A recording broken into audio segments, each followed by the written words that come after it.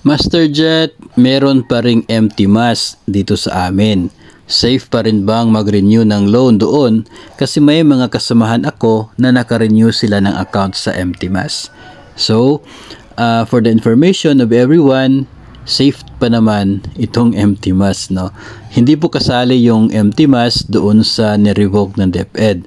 MTSLA po yung nirevoke, no? Ito yung Manila Teachers Savings and Loans Association. Yun po ang nirevoke ng DepEd, yung accreditation. Pero si empty mass ay meron po siyang sariling accreditation with DepEd at ito ay active pa rin po. Kaya kung kayo po ay gusto mag-renew, ay wala naman pong problema, makakadidak pa rin po yun through salary deduction. Kasi nga, meron silang outstanding na accreditation with the Department of Education. So, wala pong problema. Ang concern po dito is kapag kayo ay nagre-renew ng loan, hindi lamang po sa empty mass, kundi maging sa lahat ng mga PLIs, ay siguraduhin po ninyo na aware kayo sa mga pangyayari at especially doon po sa mga madalas na nirereklamo ng ilang mga borrowers tungkol sa isa pong PLI. No, dapat aware po kayo doon para at least ay hindi po kayo magsisisi na kayo po ay nag-renew ng inyong loan sa kanila.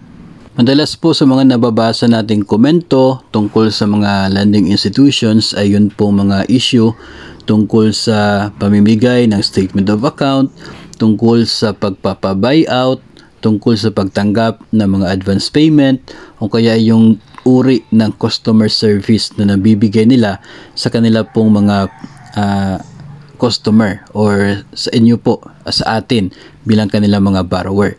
Tayo po as borrowers, personnel ng DepEd ay dapat po nating na-orient yung sarili natin doon po sa mga madalas na reklamo na mga ibang borrowers doon sa mga particular na PLIs, no? Kapag sa tingin po natin ay legit ang mga issues, no, tulad po ng mga concerns sa ayaw pagbibigay ng SOA, sa mga ayaw pagtanggap ng mga advance payment, ayaw magpapa-buyout or ganun po ng mga issues sa kahit anuman pong PLI, ay dapat tingnan po natin bago po tayo magdesisyon na talagang mag-renew ng ating loans doon po sa kanila. Kasi at the end of the day, kapag nakapag-renew na po kayo ay para bang kayo na po yung mamumroblema dyan, no? At still outstanding yung account ninyo doon sa kanila.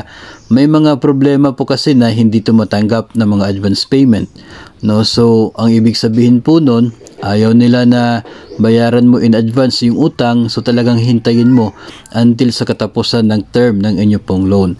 So what if kakarenew mo pa lamang at 5 years yung term? So it means 5 years kang magtiis sa isang PLI. So hindi lamang po ito applicable sa isang particular na PLI, kundi sa lahat po ng mga private lending institutions kung saan po tayo madalas na umuutang.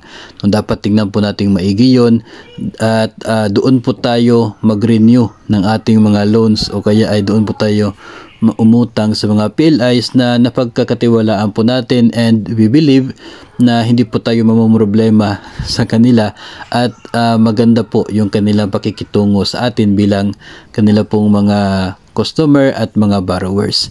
So yun po ay ilan sa mga bagay na dapat po nating tingnan at pag-isipan din po bago tayo magdesisyon ng pag-renew ng ating loan. Pero sa isyong ito, sa tanong na ito, wala pong problema kung kayo po ay gusto mag-renew sa MTMAS dahil active po yung kanilang accreditation sa DepEd.